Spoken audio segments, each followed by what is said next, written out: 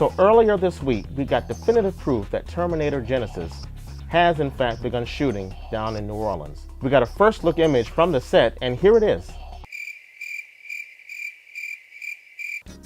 Okay, so it's just a shot of a film slate. I know as fans, you probably would have been more happy to see more, but I know how the game goes. If that's all you got to show, you got to go with it. And that's all they had to show us at the present time. And you know what, honestly, I'm okay with it.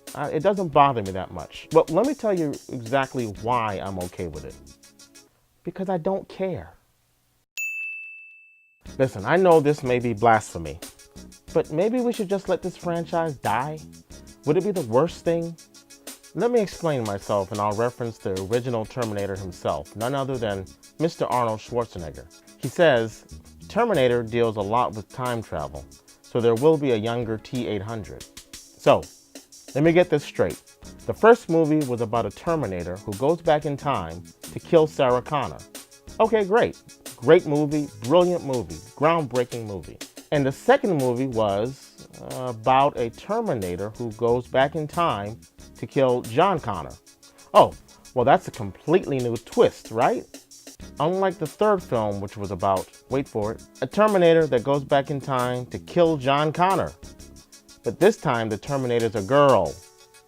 And if you think I'm being sexist for using the term girl, maybe you forgot this scene from the movie.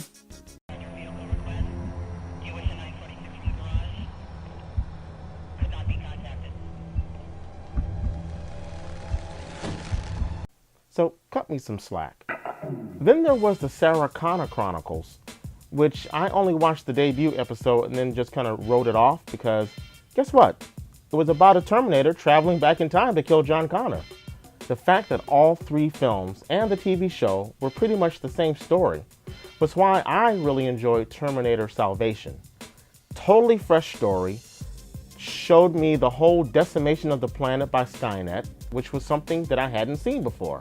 I finally felt the human toll that all of these three Terminator movies only hinted at. It was a really good movie.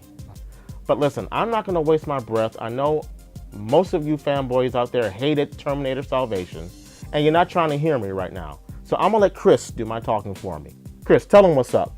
What don't you understand? Okay, let's bring it down a little bit.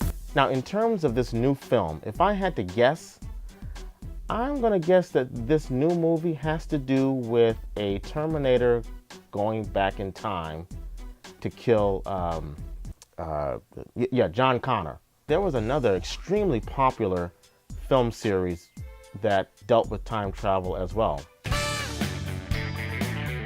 Now, you don't see these guys trying to reboot or remake or reinvent this series. It was a great trilogy. Maybe the third one wasn't as good as the first two, but they gave us the three films and they let it go and they went out on a high note. So then there's the other part of Arnold's quote where he says there's going to be a younger T-800. So is this film being partially financed by the CW? Are we going to get more of the Twilight clones that we've been getting so often lately? Well, it's reported that Emilia Clarke, Daenerys Targaryen from Game of Thrones, has been cast as Sarah Connor.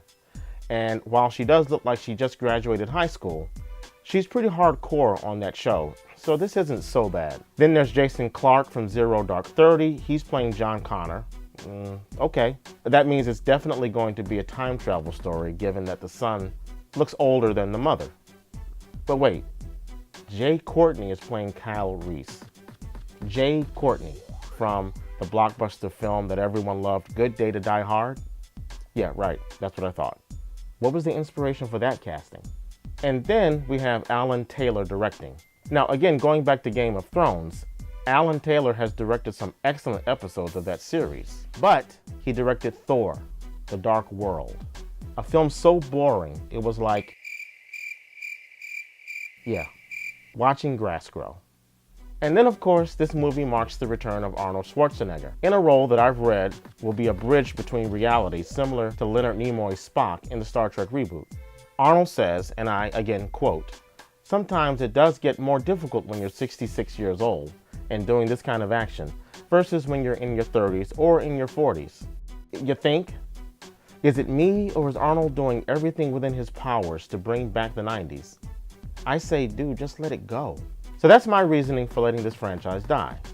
I, for one, am tired of the time travel concept. But be that as it may, I know they're going to keep making these movies because there's just too much money to be made on them. But hang on a minute. I just had an idea how you could possibly make the Terminator series fresh. Okay, so that's just a stupid idea.